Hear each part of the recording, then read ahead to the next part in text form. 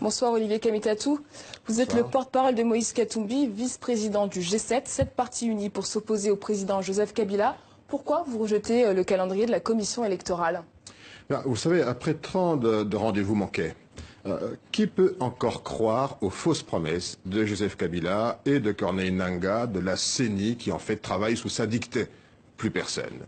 Ce calendrier est un devoir bâclé d'un mauvais élève. Il ne respecte en rien ni la Constitution, ni l'accord global et inclusif signé à la Saint-Sylvestre, et encore moins la loi électorale. Donc nous rejetons catégoriquement ce calendrier, qui en fait, nous ne devrions même pas nous arrêter à cela. Nous considérons, nous, aujourd'hui, que la CENI a échoué, que ce bureau doit être remplacé. Nous considérons également que Joseph Kabila, son mandat arrive à terme le 31 décembre 2017. S'il y a transition, ce sera une transition sans Joseph Kabila. Est-ce que vous n'êtes pas obligé d'accepter ce calendrier, étant donné que vous n'arrivez pas à faire partir Joseph Kabila? Écoutez, aujourd'hui, le peuple congolais n'est pas naïf. On ne peut pas lui faire croire et prendre des vessies pour des lanternes. Un jour, on dit 504 jours, 300 jours. Tout ça, c'est pure fabrication pour un glissement à nouveau et laisser le Congo dans l'illégalité, l'illégitimité de Joseph Kabila. Il n'en est pas question. Le Congo n'est pas le butin de guerre de Joseph Kabila. L'orage gronde, le peuple va se lever. Il lui appartient maintenant de se mettre debout.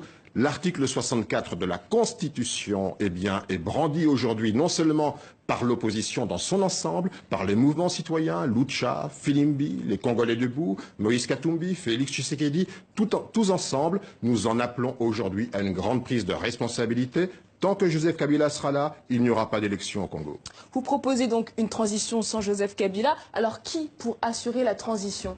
Écoutez, le peuple congolais a assez de maturité aujourd'hui. Ce n'est pas une question de personne aujourd'hui. Nous voulons simplement bien que le peuple retrouve la plénitude de son droit, de sa souveraineté. Nous arriverons autour des évêques de la CENCO à trouver une solution qui soit satisfaisante pour une transition la plus courte possible, arriver à des élections qui ramènent le Congo vers la voie du développement et de la démocratie. Mais est-ce qu'aujourd'hui, votre stratégie sans concession, on est en novembre? Dans 2 mois, ce sera la fin de l'année. Écoutez, chaque jour qui passe, c'est de la souffrance. C'est de la misère. Ce sont des viols, des crimes, des assassinats. Le peuple congolais n'est pas nous ne sommes pas des sous-hommes. Nous allons prendre nos responsabilités. Le peuple congolais a déjà réagi de manière très forte à cette annonce qui est une provocation. Maintenant, nous allons aller crescendo. L'article 64 nous donne le devoir. Ça veut dire que nous avons le devoir de faire échec à la dictature. C'est une dictature, elle est sanguinaire, elle est féroce. Nous allons prendre nos responsabilités, tous ensemble, dans l'unité, et nous allons nous lever. Concrètement, vous allez faire quoi?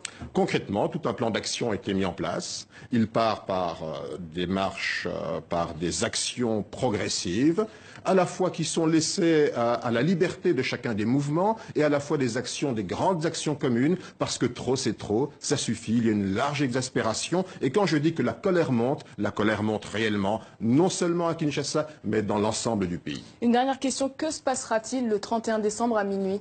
Le 31 décembre à minuit, Joseph Kabila ne sera plus président de la République. S'il reste là, il aura usurpé ses fonctions. C'est une large désobéissance civile qui s'annonce parce que nous considérons qu'il a largement épuisé, abusé de la patience du peuple congolais. Quel sera votre mot d'ordre? Notre mot d'ordre sera de ne plus reconnaître Joseph Kabila comme président de la République. Merci beaucoup Olivier Kamitatou d'être venu sur ce plateau. Je vous remercie.